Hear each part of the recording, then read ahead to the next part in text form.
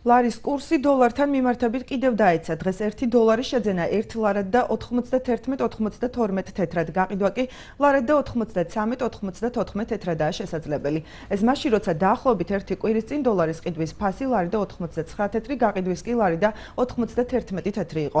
ვალუტის გადამცველ პუნქტებში აცხადებენ, რომ ისინი ეროვნული ბანკის მონაცემებით ხელმძღვანელობენ და მათ იმის პროგნოზირება უჭირთ, გაგრძელდება თუ არა ეროვნული ვალუტის კურსის ვარდნა. საქართველოს ეროვნულმა ბანკმა კი გუშინ ლარის ახალი კურსი დაადგინა, რომლის თანახმადაც დღეიდან დოლარის შეძენის ფასი 1 ლარითა და 92 თეთრით განისაზღვრა.